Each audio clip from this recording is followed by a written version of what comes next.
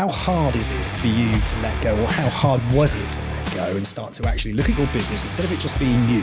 Yeah, it's starting to be a practice. Georgia's laughing. I am a control freak. Like, I put my hands up and I say, some days he'll have meetings at 6 a.m. Some meetings he'll have meetings at 10 p.m. So making sure that those core hours where he can spend time with his kids is set aside for him, that makes such a big difference. There's a lot of people that I've worked with over the years who wouldn't necessarily be great BDMs, but would have been fantastic advisors. I contact everyone weekly who we're doing business with, so they hear from me at least once a week. I'm never not in their emails. Her work rate inside and outside of the office is why she's so successful as a Paraplanner. If there's a to-do list that needs to be done by a certain time frame and it means her working in overtime, she'll do it. And she's brought into the business to ensure that we continue to deliver. The ones that there were had to probably give up a lot of their time to help me. Looking back now, I feel like I must have bugged them so much because you're coming from nothing, right? I had no idea what I was doing, so every single thing I was doing was new. Kareem, Georgia, thanks so much for joining me today on the Hoxton Life podcast. How are you? Well, thank you. I'm well. Yeah, Thank you, Sam. How are you? Very good. Dream team on the sofa. Yeah, I thought it'd be good for us to kind of, I guess, sit and explain what we do together. Because when we spoke previously, whilst I'm involved in the business on a day-to-day basis, there's a lot more to the business just than myself. So I thought it'd be value in having Georgia on as well, explaining kind of what we do. So yeah, perfect. I'll tell you what, Kareem, why don't you just introduce what it is that you do and what you're doing, what your position is here at Hoxton Wealth first. So I'm one of the partners of the company. I started out probably about 12 years ago as a relationship manager. Worked at a number of different firms and kind of worked my way up from relationship manager to partner. So been with Chris and the team for about 5 years now. Yep. And are currently just working as an advisor and supporting the management team overall. Oh, fantastic. So your responsibilities in the management team and you're a financial planner? Yes, less so kind of responsibilities over the last 12 to 18 months, but more so kind of financial planning moving forward. What do you enjoy the most? I do enjoy the financial planning. I was speaking to Georgia about this yesterday. The kind of area of the business that I really like is when a client comes to me and says, Kareem, look, here's a problem, fix it, or alternatively, kind of complex tax issues or anything with complexity in financial services I enjoy. I enjoy going away, doing cash flow modelling, wealth flow modelling, should I say, and also just running through the mechanics of clients' situations. So yeah, that's my kind of passion when I'm working with clients. Brilliant. And over that 5 years, have you seen a massive change in Hoxton? Huge. So when we actually initially joined, it was very much kind of a small, close-knit family, I feel like, at the time. And we came on board, so there was myself and 4 or 5 other advisors, integrated really well, and we've just grown significantly. The assets under management have gone, I think we've probably gone from maybe 200 to 300 million to over 2 billion now. So it's been a really, really interesting journey. But yeah, I mean, we've grown massively. We've got more and more regulated in different jurisdictions. So Chris and the management team are doing a fantastic job just kind of getting us to where we need to be. Yeah, and this LTIP that is now in place. Yeah. Are you excited about that? Yeah, it's definitely exciting. I think it's a way of rewarding everyone in the business for their hard work. Because like I said, my business, it's not just myself, there's 4 or 5 people within the team, and that's pretty much every advisor in the company. So I think it's important everyone's rewarded for their hard work, and everyone's got an opportunity to participate, which is exciting, right? You got into the profession as a client relationship manager. I suppose for the people listening, that would be somebody that's really picking up the phone, smashing the telephone, generating client opportunities. Was it that type of role? Yes, it was. So I was a BDM initially, started out 12 years ago. I was actually a BDM for one of the other partners of the business at the time. Yeah. So I moved over, worked for him. I wasn't very successful for the first 12 to 18 months. I think it was very early on. I've been lucky enough to work with a lot of great managers and mentors, and very early on, one of the mentors sat me down and said, look, from a sales perspective, you're going to have to outwork everyone else because you don't have that kind of level of gift to the gab as you do, because it was quite an open sales floor. And I was around a lot of people who were very, very seasoned veterans in sales. It was my first sales job at the time. So my work rate just kind of continued to increase to ensure that I can compete with others. So yeah, it took me a while to kind of get started and get up and going.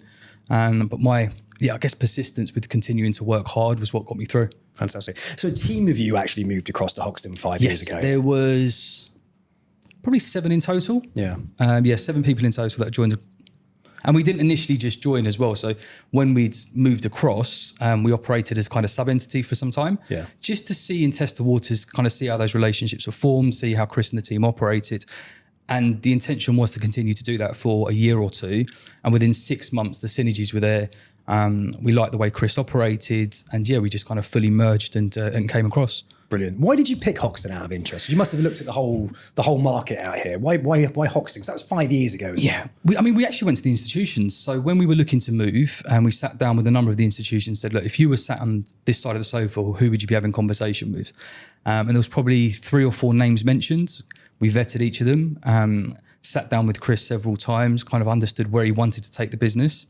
And they were ambitious goals, right? At the time, we're going to get to X amount of billion and we're going to do this, this and this. And in the industry, as you're probably aware, there's a lot of people who overpromise and underdeliver. And that's why we agreed at the time, okay, we'll integrate, but not fully, and we'll see how things go. And he was delivering on everything from licenses that he's promising getting. He managed to obtain them, from the assets under management, from the support. So yeah, that kind of 2-year time horizons when we were going to review things and move across, actually, well, I think it was done and wrapped up within 6 months. Did you visualize it would grow this much, that the business would be in the position it's in right now? Did you, when you were 5 years ago, did you think, oh, okay, that sounds like a good lofty ambition? Did you think it would ever be as big as this and as popular as this? No. I mean, it's having worked with Chris for the last 5 years and seeing how much of a dedicated business operator he is. I've not worked across with a CEO like that before. I've never come across an individual with his kind of grit and his hard work.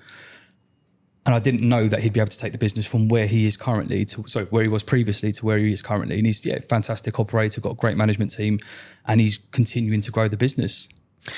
Georgia, traditionally out here in the UAE, in the international space, Kareem mentioned that when he first got into financial advice, he worked as a BDM. It was always heavily focused on, right, you're in, it's like sales culture, sales mentality. Is that something that you subscribe to? Are you into that kind of high pressure environment at all? Not in the same way, I don't think. Not in the, like, you've been on the sales, right? You've seen how the guys operate. They work under very different circumstances than I do. I would say the same level of pressure maybe is still there. Like, I still have to get stuff done on a time frame. Like, we still have goals to hit, but not in the same way as having someone sort of be like, right, this is your stats for the day. This is what everyone's expected to do. Like, I'm not measured against somebody else doing the same job as me. That level of sort of like competitive pressure isn't really there for me, which is something I'm not particularly, that doesn't really drive me. Like, I suppose if you look at people that do the same job as me in the office, you know, like you've had Annie on the podcast before, like people in the similar role, we don't really operate on a competitive basis. It's more like we help each other. We want each other to succeed. That side of it like doesn't really work for me and how I operate. Okay, so like the traditional trainee wealth manager route into Pathway isn't something for you then. That's not something that you were like turned on by, if you like, as a career. It was like, that seems a bit too much pressure, perhaps?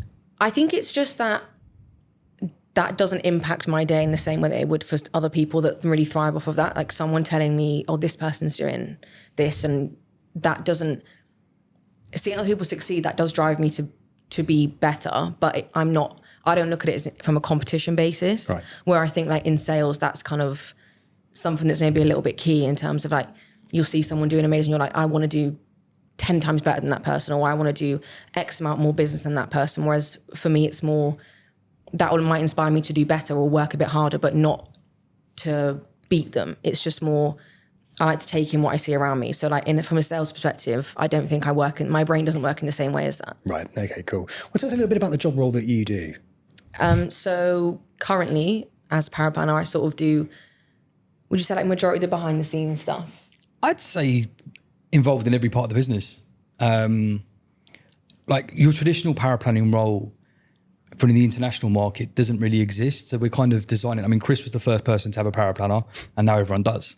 And it was eye-opening seeing what he does, but Georgia's involved in every element of the business. It didn't happen overnight, so it did take time for me to relinquish control and kind of baby steps to get to where we are. But yeah, hands down, like best decision I've made, and it's definitely added a lot of value. But from a kind of day-to-day task perspective, every element of the business, whether it's speaking to clients, whether it's chasing schemes, whether it's preparing packs, whether it's speaking to compliance, like every element of the business. Brilliant.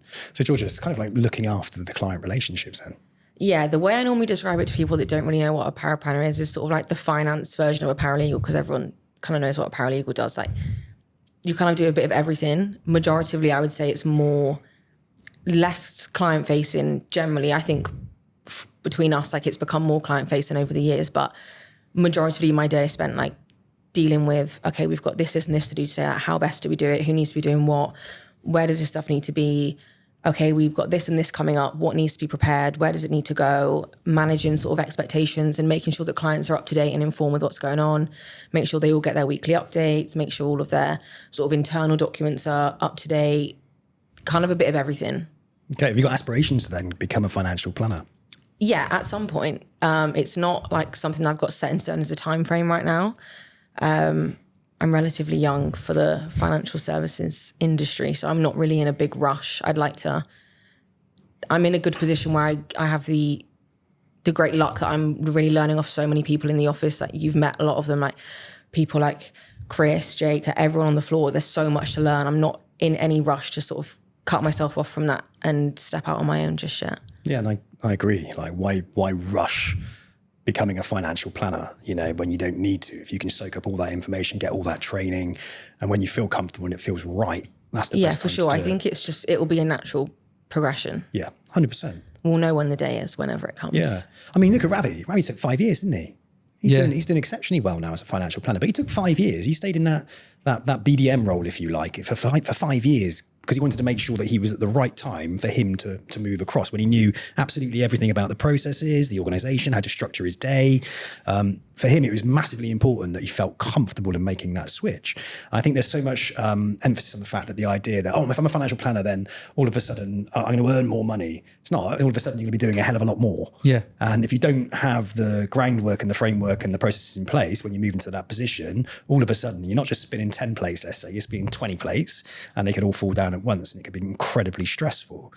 What are you doing around your study then? Are you sort of thinking about niching? Because we're in an international financial planning business with multi-jurisdictions. We've got licenses in lots of different countries.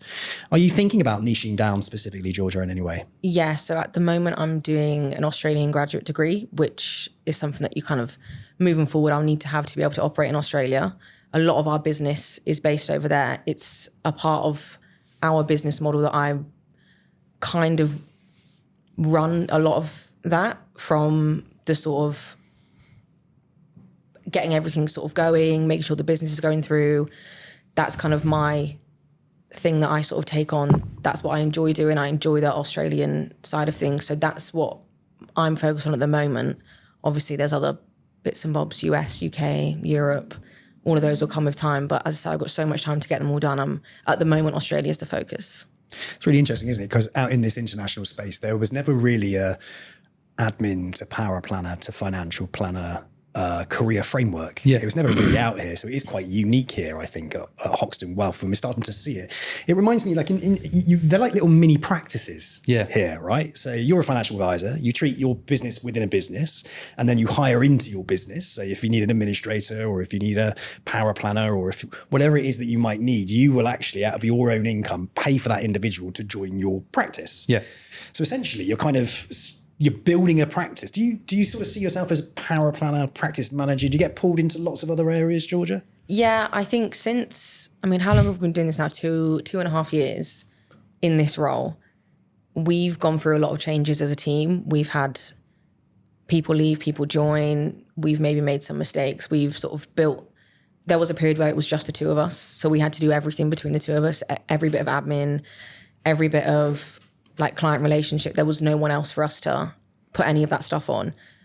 So naturally, from that point to now, where we've now got a relationship manager, we've now got an admin, that kind of process went less from all being on him and being on both of us. So I kind of do take on a little bit more probably of the management of the day-to-day of them, sort of just to take a little bit off his plate. That's part of kind of what we do as a team. Like, I'll take stuff off his plate, so I'll just make sure that everyone's in the right place at the right time, doing the right things. It's not my place to sort of tell them what to do and when, but just make sure that everyone's kind of on the ball. If there's someone else to check in with if they need something, it's not all on him to manage everything every day. Do you see a big benefit in that? Huge. I mean, and again, it's great for our business, but it's also great for Georgia's progression as well, because as mentioned, kind of like I went from a BDM to an advisor, and I've done every job in between. So initially when I was a BDM, I was doing application packs, I was doing suitability reports, I was doing review packs, and all these key parts of the business make you a better advisor. So like you said, Ravi's been doing it for 5 years as a BDM. I was similar, I think 4 to 5 years. And it ensures that you understand every element of the business but you understand how it relates to clients as well. Because ultimately that's the objective, right? To provide fantastic client service. And in order for you to understand how to do that, you need to understand what's actually going on internally and the documents you need to provide and the reasoning for them. So it's a lot of learning. But yeah, from my perspective, it's a huge benefit of having someone who can not manage the individual team members, but as an additional kind of voice, an additional person to speak to. Sometimes I'm good cop, sometimes she's good cop, and we play off it very well. But yeah, it's definitely a huge benefit of having someone in the team who can take that responsibility. And it eases my personal life as well, which is great. So what impact does it have on your personal life? When it's you spinning all the plates yourself, there's a lot of pressure, right? And I thrive under pressure. However, I've got 2 young daughters and I want to try and spend a little bit more time with them when, I mean, you're in Dubai, right? You know what it's like with kind of pickups and drop-offs. You want to be actively involved, but you've got client meetings, you've got to kind of be pulled from pillar to post, or if you've got team meetings. So we manage it where I can still work. Like an evening shift, but in between I'll go and do the pick up or I'll do the drop off. And it has a great impact. I think George will be the first to say I'm in a lot better mood generally when I'm spent some time with the kids during the day or during the week. And it eases the pressure within the team as well. Because if I'm stressed and I'm pent up, like naturally I don't take it out on Georgia, but she can feed off that negative energy. Whereas if I'm positive, I've seen the kids, like I saw them this morning, I'm in a great mood. This week's been great. I've been spending a lot of time with the kids. Yeah. It feeds into the team. It feeds into that team morale, so everyone's generally in an upbeat mood. Yeah, no, absolutely. And Georgia, would you echo that? Have you seen a change since he's let go of perhaps some of the tasks that were eating up his time, energy, spending more time with his family? Massively. You can tell when he's not seen his kids a lot or when he's been sort of just working non-stop and doing nothing else. He's not very good at hiding how he feels, so it's very easy to tell. And like that vibe is like it's not the best, right? When you're trying to work with someone and I'm trying to say, okay, I need to get this and this done, but he's got his head in a million one places, and also he's trying to make sure that he can get home and see his kids. If taking 4 or 5 hours out of his week, blocking that out of his diary and saying, right, nobody can book this, nobody call him if possible, like let's just leave him be for these few hours a week. If that makes such a big difference, it's massively worth it for me to just maybe do a little bit extra work. Or not even necessarily always extra work, just make sure that nobody's sort of not bothering him. I don't know how to word it properly. Like, just make sure that that's his time, right? He can really take time out of his day. That doesn't need to be after 5:30 because we don't work in that industry. It's not 9:30, 5:30. It's some days he'll have meetings at 6 a.m. Some meetings he'll have meetings at 10 p.m. So making sure that those core hours where he can spend time with his kids is set aside for him, like, makes such a big difference. Yeah, creating boundaries, isn't it? And having that kind of well-being. I do it in the morning. So when I wake up at 5, I try to, between 5 and 7, I don't look at my mobile phone. I don't look at anything to do with work. So I'm not getting up and the first thing I do is look at my phone. Yeah. I call that like my couple of hours of well-being, my time. So I'll go out for a run. I'll do the gym. I'll do my prayers on the balcony. I try to connect with myself. That's good. You know, it's a nice, and when I don't do that, I know I'm off. You know, if I go for the coffee first of all, as opposed to do that, it destroys my day because like I'm sort of scatty and I'm all over the place because I haven't had that kind of chance to just ground myself. So I think ensuring that you carve out in your day time for you that is purely with you or with your family or whatever it actually is, whatever the most important thing to you is, then I think it adds a huge amount of value. And when you don't do it, you recognize it and you think, oh my God, that 2 hours is worth 6 in the workplace. Yeah. You know, it has such a positive impact. Letting go though, because a lot of financial planners, they tend to be quite focused, right? How hard is it for you to let go, or how hard was it to let go and start to actually look at your business instead of it just being you? Yeah, it's starting to be a practice. Georgia's laughing. I am a control freak. Like, I put my hands up and I say, at the start of the process, I was a control freak, and it was because I'd done every element of the business myself, and I knew how I wanted things to look, or I knew how I wanted things to be presented to clients. So if I had different presentations, I knew how they needed to be made up, and having someone else in the business, which I could rely on, but it was baby steps, right? It was difficult at the start, but so glad I took the kind of leap of faith, and now, we are where we are. But it started off kind of small tasks, and now we're on, like I said, kind of all elements of the business. But it was difficult at the time, relinquishing control. Has it had a positive impact on the profitability of huge, your practice, massively. Because if you look at the, like you said, we're multi-jurisdictional, right? So we operate in so many different parts of the world. Let's take Australia for an example. In my opinion, it's probably the most highly regulated jurisdiction that we operate in. And that is a full-time job within itself, just managing that Australian process, focusing on it as a core part of your business. And we have a large amount of assets under management in Australia. Without Georgia's hard work, knowledge and experience, and her being able to commit time to jumping on the compliance calls, speaking to the Australian, I wouldn't have time to do it, along with all the other areas that we focus on. So things like that massively increase the profitability of our business. Yeah, I love it. In the UK, some of the most successful practices outside of like people who set up a business, right? Whether they're ARs or whether they're directly authorized. The most successful ones was a financial planner and a paraplanner. Yeah. So they come in together, or a financial planner and a really strong operations manager who also does paraplanning. Yeah. That's the best combination. So I think when you look out here and you think, well, why aren't people doing that? You know, why isn't there, as it gets more and more technical, you know, more and more compliance issues and everything like that. And Christ, we've got multi-jurisdiction. We're going into more jurisdictions. It becomes really, really quite, it's an organised job. You have to be super organised. Yeah, and I think like I said, Chris was probably the first person that I knew of to have a paraplanner, and me and Moheen at the time were talking about it, and we're like, just seems like a lot of money to be kind of putting aside towards an additional resource. Like you could do it yourself. And then we started utilising that paraplanner a little bit, and then we're like, hold on, this actually frees up a lot more time to do better things. And we continue to kind of grow into that model. And now if you look at it, I couldn't imagine the business model without a paraplanner. There's just so many more regulatory requirements globally that you need someone on your team to fight your corner with you and to continue to kind of grow your business. So I think that role's evolved massively. The international space hasn't caught up with the UK model, where paraplanners are a lot more common. But it's definitely a key part of the business. And it's not just business processing, it's client relationships. So my clients having an additional person to speak to in my absence. Like my pet peeve is if you email someone and you get an email back, I'm out of the office for a week, and there's no one else to contact. And there's no one else that you can reach out to who understand who you are. So my number one rule with clients is you'll get a response within 24 hours within any query. That might be a case of, look, it needs to go to tax, or it needs to go to legal, or it needs to go to a different department, but we'll get back to you. And we collectively ensure that happens with all our clients. Georgia, do you find when clients are then handed over to you and you are delivering that, I would class it as like a after advice service or part of the process of the service, yeah? Do you feel that you have a different type of relationships with the client that Kareem might have? Is there things that you recognise, or opportunities, or different types of discussions do you have? Do they respond differently to you?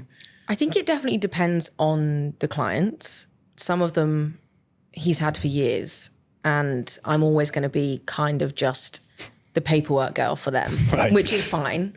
They've grown used to him. They trust him. They don't want to speak to anybody else. And sometimes a lot of them, maybe they only want to speak to him once or twice a year, in which case they don't really feel the need to speak to me that often. We don't really have much opportunity to build a relationship. It's more of sort of like an email relationship. They know who I am. They see my emails, they reply to it. That's kind of it. I would say more so probably with the clients that we've onboarded whilst I've been working with him, and some of his sort of existing book, you do definitely build. I would say my relationship is probably a little bit more casual with them as opposed to professional. I'm not the one delivering the advice, and they know that. Yeah. So they can kind of respond to me a little bit differently. Also, I contact everyone weekly who we're doing business with, so they hear from me at least once a week. I'm never not in their emails. It's constant. Or it's phone calls, or it's organising this or that, or actually we need this doing or that doing, or how's this going for you? And naturally you learn things about them, like they're going on holiday this week, or their daughter's having a baby. You learn these little snippets from conversations that maybe he's not got time to have with them that I'm having on a regular basis, which creates a little bit more of a rapport for me to have with them. And then I would say when you're doing fact finds and stuff, my approach is probably slightly different than his. His is kind of a lot more. I do miss info on fact finds, and that's my pet peeve. Like, I'll go through a fact find and she'll come back to me and say, you've missed this and this and this. So she's a lot more thorough in certain fact find instances than me. Yeah. Which just means that sort of I'll maybe niggle a little bit more at points where someone would be like, oh, it's kind of just like this. I'd be like, okay, but what is it actually? Or okay, and then I might think, okay, well, I've just had this and this, so I can maybe like put 2 points together and go, well, you know, maybe previously, like for example, you used to have a property and now you don't. So where's that cash? And they might have forgotten to tell me about it, or they might have invested that in something else and forgotten to mention it, because to them, we might not have spoken to them for 6 months. So for them, it's a new normal, but for me, it's a change. Whereas that can start a different, I can then come off that call and go, okay, so now actually he's got this, this and this changes the situation.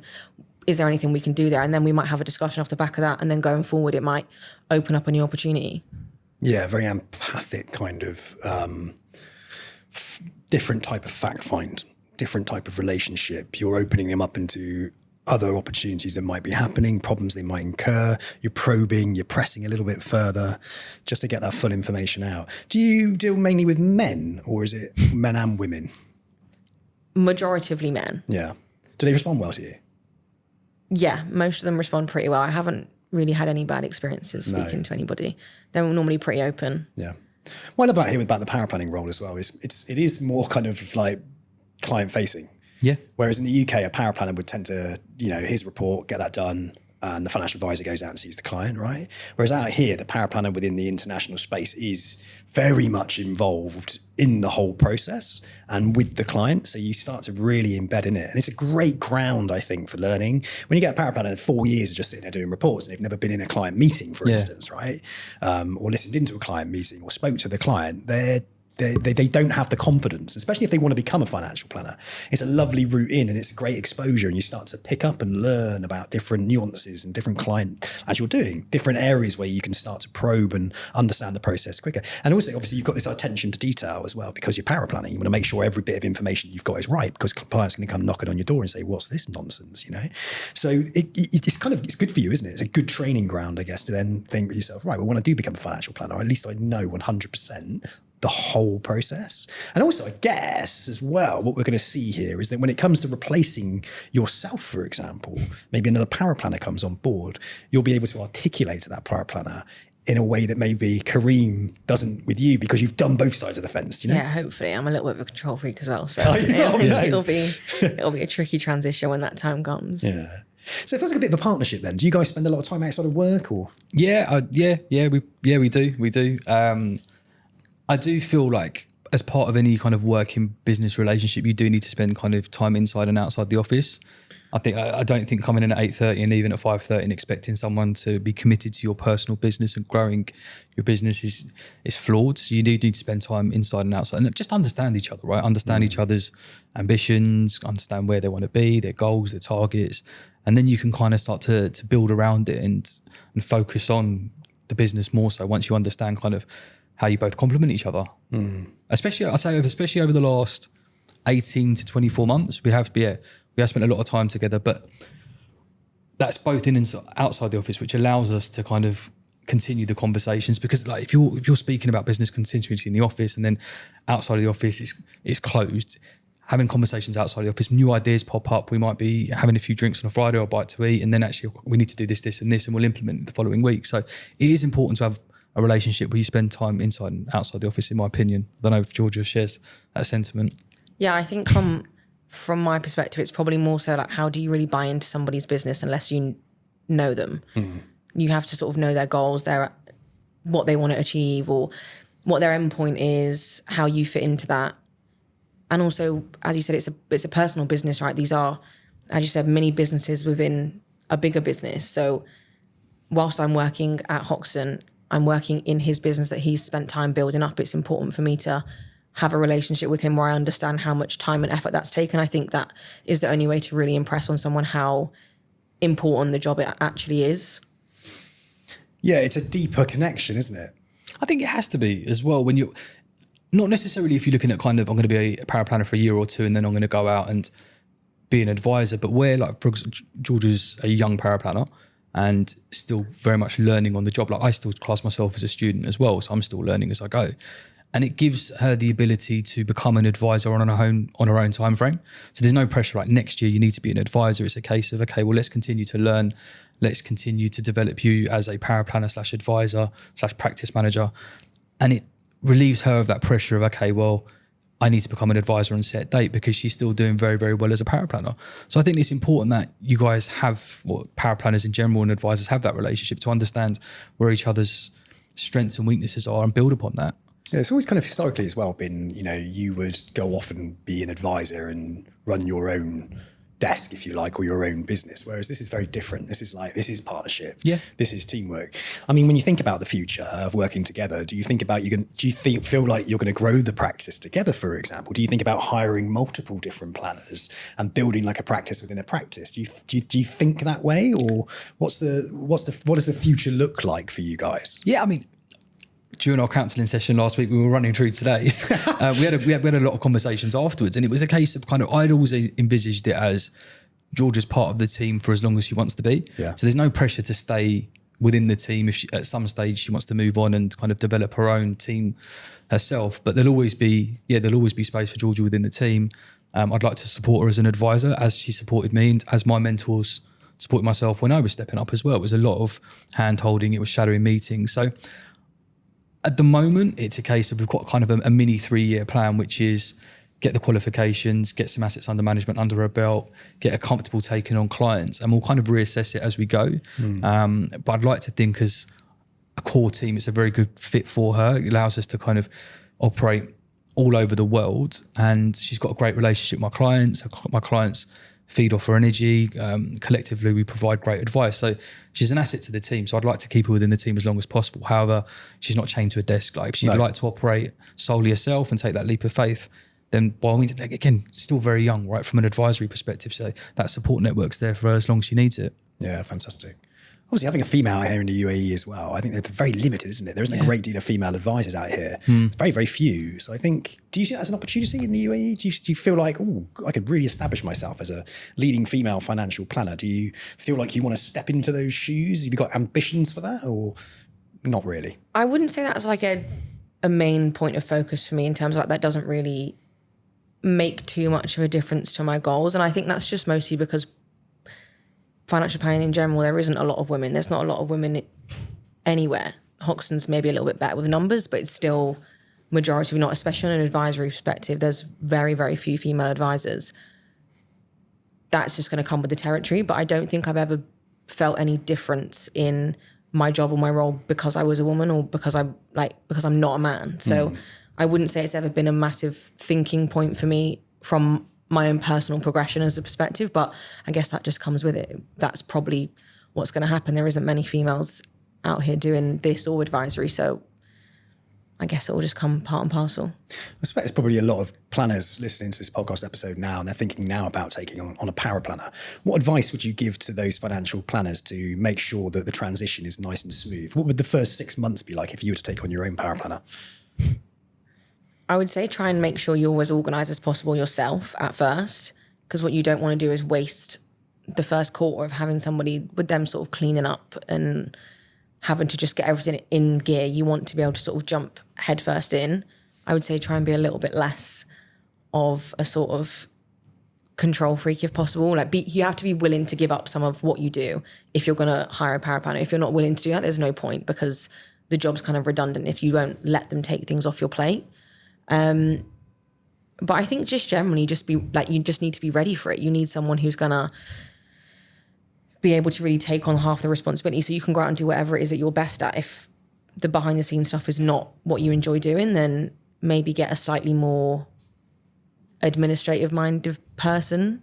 And if that side of things you're really good at and you actually want someone to come in and look after your clients on a daily basis because actually you want to spend a little bit less time doing that, then focus your sort of hiring on the aspect of your business that you really want someone to help you with. Yeah.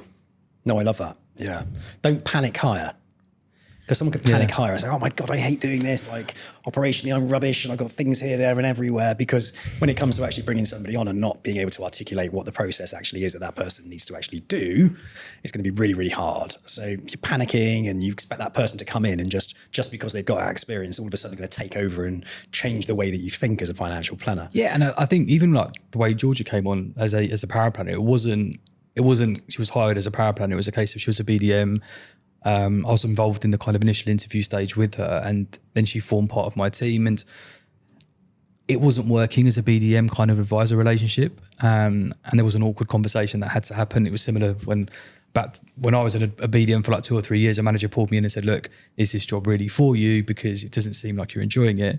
And we had a similar conversation, and then we mapped out the Paraplanner route. I didn't know at the time that I needed a Paraplanner as much as I did.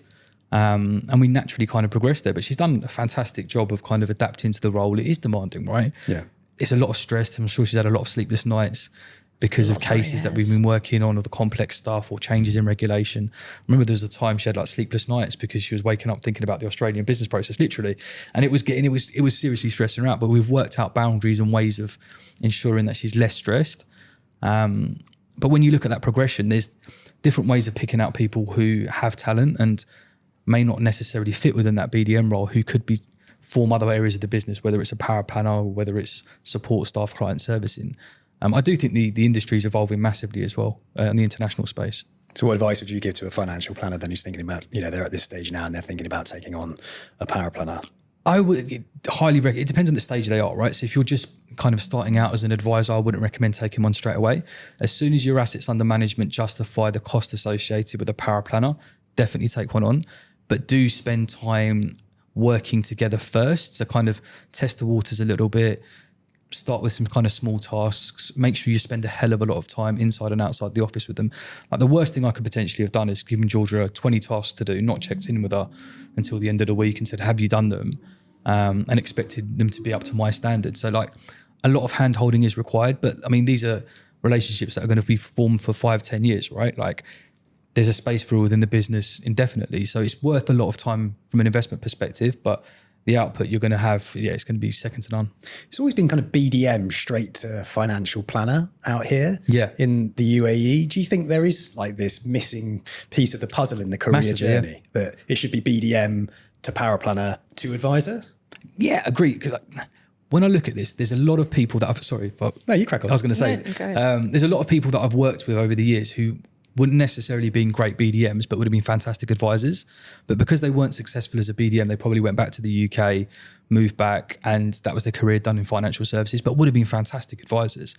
However, the Paraplanner role allows you to get the same level of exposure, progress, earn money whilst you're learning, and then when you're ready, step up as an advisor. And Hoxton supports you through that. We pay for qualifications. Essentially, you've got great people around you. We don't operate in silos, right? So I'm in the office, I'm doing my meetings on the floor, and so is every other advisor, which gives individuals the opportunity to learn if they want to. George, what do you think? I think definitely, because like from my perspective, I did the sales bit. I wasn't very good at it. That probably would have normally just been the end of the story. Thank you very much. See you later. This opportunity has let me learn so much more. And I feel like in the same way that if you go straight from BDM to advisor, there's a bunch of stuff missing that you don't know. You don't necessarily know all the sort of processes that behind the scenes, you just kind of know this is how I get stuff done. And you're going to be relying on other people to do that. So I feel like from that perspective, sometimes, and it's not with everyone, someone like Ravi, for example, he put a lot of time and effort into learning those processes for himself so that when he did decide to take the step, he was ready. But a lot of times I feel like there is a little bit missing. Whereas for me, I feel like I've got so much time to learn the sales part of it. And as I get more and more familiar with different processes, different products, I think learning the sales side of it is easier for me from that perspective. Because when I'm, for example, like talking to somebody, I can explain exactly what's going on. It's not, the sales aspect is maybe a little bit different than people that are really good at sales would do it, but I can still learn that. I get it. So you're more of a theorist. You want to understand how things actually work before you then feel confident to go out and actually ethically sell your services. Yeah, massively. I'm a very black and white person. I need to be able to say this, and this is what's going to happen. This, and this is why you should do it. And that's sort of that's my approach. Yeah, and there's a certain type of beast out there that doesn't really, they just understand what the problems are and they think, right, I'm going to hyper-focus on that. I know what my job is. My job's to call through all these leads that Hoxton are generating me, turning stones over. I'm going to ask them about this, that, and the other because if they've downloaded a 401k document, they just kind of like, they just know what they're doing. And some people are built that way and some people aren't. Some people need to know the ins and outs of everything first of all and would prefer a softer landing if you like. It's not even a softer though, is it? Because you're having to deal with more complex problems, but you're kind of exposed to a warmer type of relationship, perhaps? Is that why it's nicer for you? Or? I think my way of thinking is that I need to be able to plan for every eventuality, right? So you might think that you're sitting in a meeting that is a certain product, a pension transfer of X amount, and that's kind of it, simple. But I like to be able to know that, okay, but if they say, actually, 1 second, I've got this, or this is actually a query that I've got, or actually I'm resident here, or I want to move here, and I want to know that I have all of the knowledge to be able to actually answer those questions. I don't like not knowing what's going on. I don't like feeling like I don't know what's happening. Yeah, I gotcha. That's definitely fair, because I mean, even with the cases that we're dealing with on a day-to-day basis, Georgia handles a lot of the reports, and we'll have questions. We'll brainstorm individual client cases. So I'll jump off a call, right? The client's got this, and this, and Georgia will be like, we need to do X, Y, and Z. And I may have a different opinion, and we'll have a discussion about it, and essentially we'll work with what's best for the client. But having that extra kind of oversight on each individual case does help.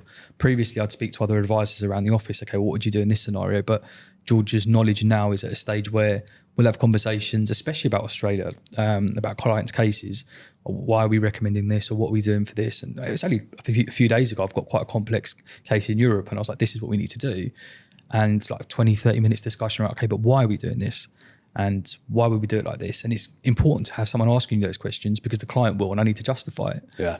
So it's a great, circling back to your question, do you recommend it? It's a great addition to the team when necessary. Yeah. Look past the fact that it's an extra cost and the fact that it's going to free up a load of your time. 100%, yeah. And it's going to add more value. The value added to clients on a daily basis is second to none. Yeah. Like you said, like, everyone's getting an email once a week. There's someone that's always available to answer any questions.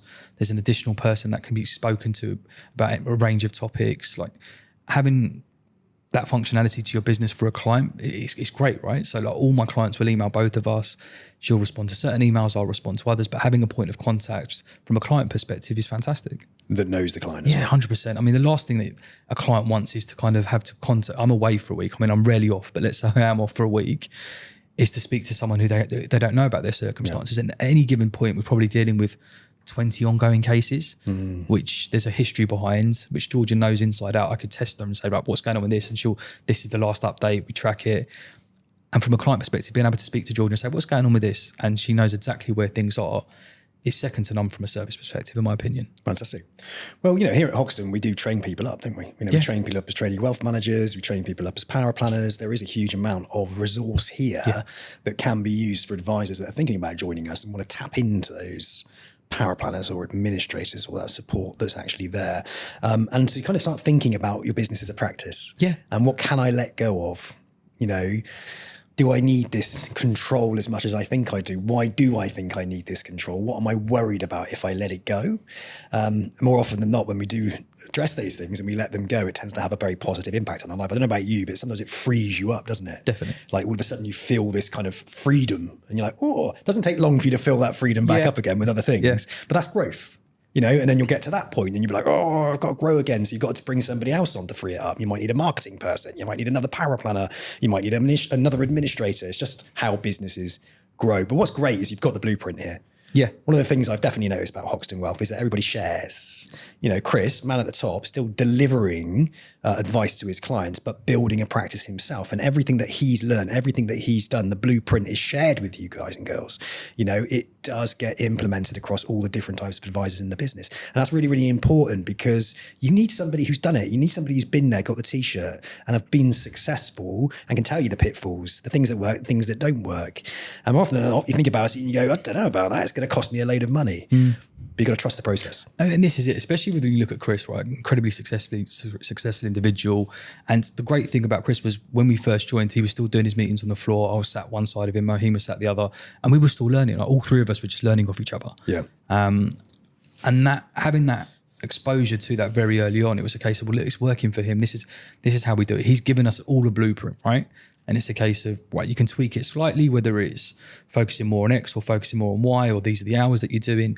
But the blueprint's there to be successful within this. Yeah, it adapts over time and regulatory things change, but everyone's got a framework. And that's why when I look at advisors coming into the industry, I do think the framework's there. The only thing that can really go wrong is your work rate. Because if you've got a proven framework, you've got a company that can deliver from a regulatory and licensing perspective, well, what can go wrong other than the amount of effort that you put into it? Ravi's a fantastic example, right? He outworks everyone else within the company outside of Chris, I'd say. And that's the reason he's so successful. He puts the hours in, and that's why he's at where he is today. Yeah. It's a simple case of he outworks everyone else around him.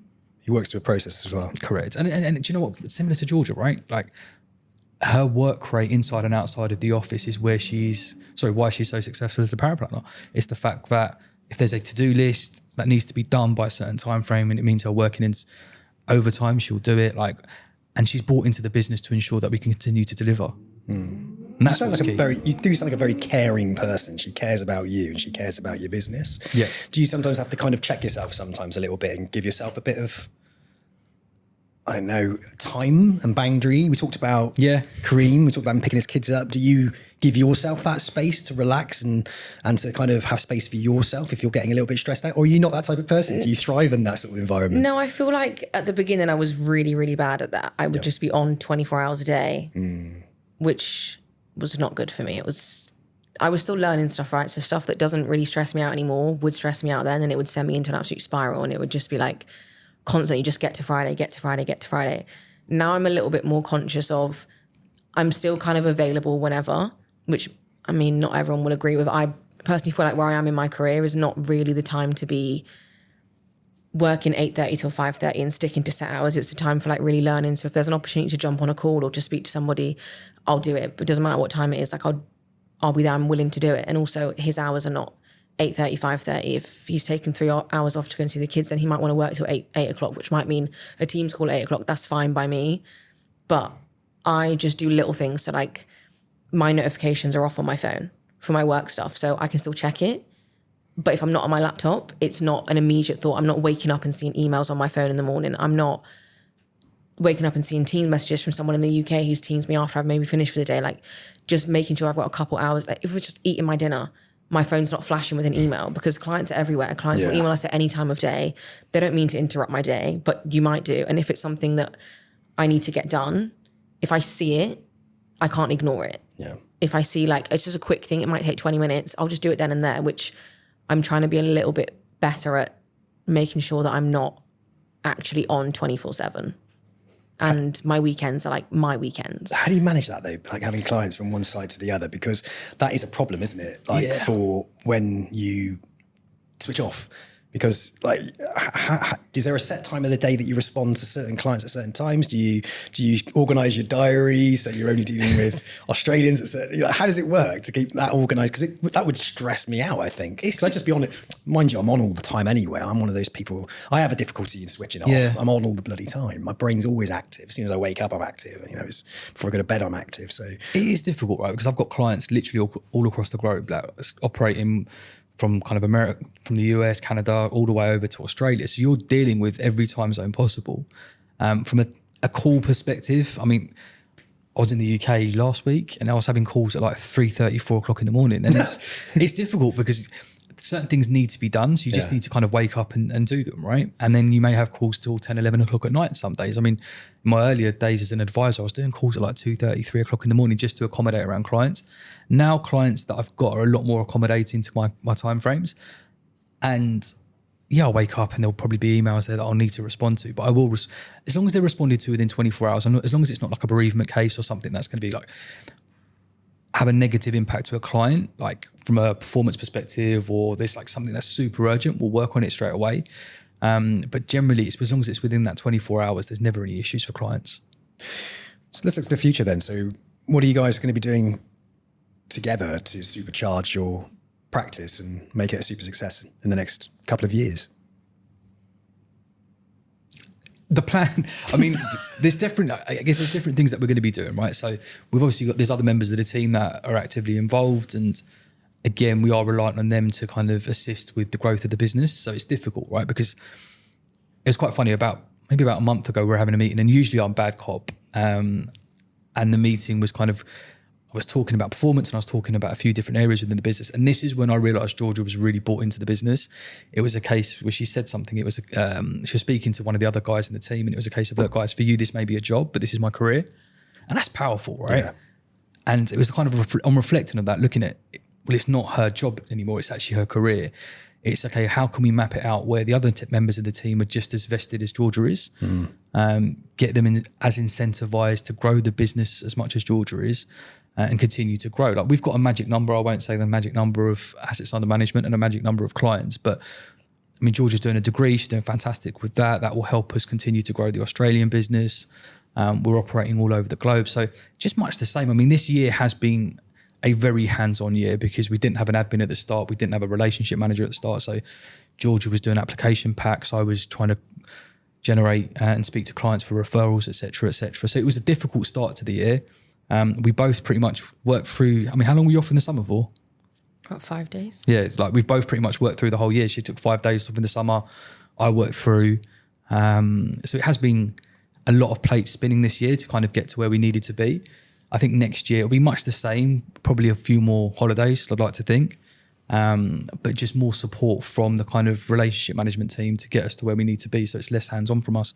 We've managed to get a great admin, so our admin's lifting a lot of the kind of a lot of the weight off our shoulders as well. So just to continue to develop the team, grow the team where necessary, and continue to service our clients as best as possible.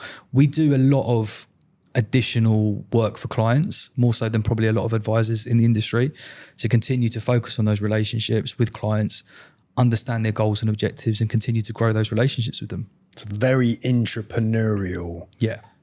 way to look at it. And that's what I love about Hoxton Wealth.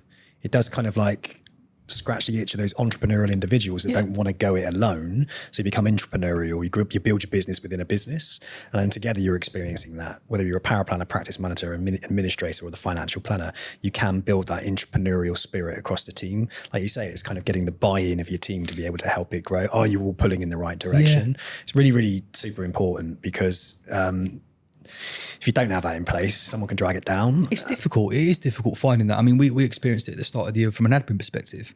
And it was a mistake that we both made. We'd lost an admin, so he'd moved on, and we hired another admin. And I think Chris's rule is, look, if they're not the right fit immediately, just get rid of them. It's quite a harsh rule when you're kind of trying to fill someone out a little bit. But we noticed pretty early on, I mean, how many weeks, Georgia, would you say? A week, 2 weeks? Not even a week. And it was, we both interviewed them, like we both kind of interviewed them once, twice. We run through kind of the test, and we thought, yeah, great fit, and came on board, and it wasn't. And that was a hard decision because it was a case of Georgia had been doing a lot of admin tasks that she shouldn't have been doing prior to that lady coming on board. She'd come on board, and it was a case of, right, well, if we do cut the cords, this needs to be filled from somewhere. And it was a huge commitment to her saying, look, it's fine, I'll continue to kind of help out and assist, where a lot of people would have said, look, Kareem, it's just too much work. Like I can't deal with this stress. So she does deal with stress fantastically well, and having someone who's bought in as much as Georgia in, it's great. Great. Lovely. So the future is all about connection. Yeah. Incentivizing the team, working together to grow the practice to the magic number. Yeah. I also love the fact that you guys are talking about that, if someone come over from the UK, they're a financial planner and they're used to having paraplanners work with them. They're going to love it out here because they can start to develop a paraplanner that's going to support their business. They're already in that mindset. So they're kind of a little step ahead. So those UK based advisors that have built a book of business that want to help come out to the UAE and maybe focus on also growing business out here in the GCC, they can do that by carrying on the model which they're used to, which is having having the paraplanner in place, and that paraplanner perhaps can be then upskilled to then help them become an advisor and open up new opportunities and win new business through the existing client relationships. So it is a good model. I love the entrepreneurial model. It's not usual out here, but it's happening. It has to happen. And it's progression, right? So like you said, it has to happen. And again, Georgia was probably one of the few paraplanners, maybe 3 or 4 in the office at the time, right? And it wasn't isolated, but you probably had 1 or 2 in the UK. Like there wasn't a huge amount of paraplanning resources in here. And now it's great because there's a number of them, right? Yeah. So they help each other, which is key, because if you're kind of just one paraplanner, I mean, it was probably difficult for you at the start, right, Georgia? As there wasn't a huge amount of other paraplanners there. Yeah, the ones that there were had to probably give up a lot of their time to help me. Looking back now, I feel like I must have bugged them so much because you're coming from nothing, right? I had no idea what I was doing. So every single thing I was doing was new. There wasn't there was a few core people that I definitely took up a lot of their working day. Just sitting next to them, being like, can you just check this? Have I done this right? What do I do here? But comes on leaps and bounds, right? Someone will do that to me, I'm sure, soon. They will indeed. Well, listen, guys, thank you so much for sharing your Hoxton Life on the Hoxton Life podcast. And Thank you for having us. Wish you all the best. Thank you. Cheers. Thanks, Sam.